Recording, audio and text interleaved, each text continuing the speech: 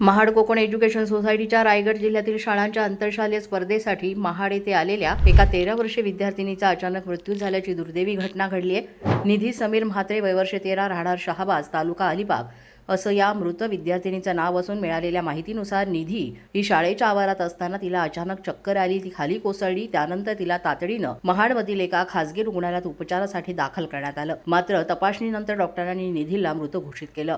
तिचा मृतदेह महाड ग्रामीण रुग्णालय इथे शवविच्छेदनाकरिता पाठवण्यात आला असून महाड शहर पोलीस ठाण्यात आकस्मिक मृत्यूची नोंद करण्यात आली आहे।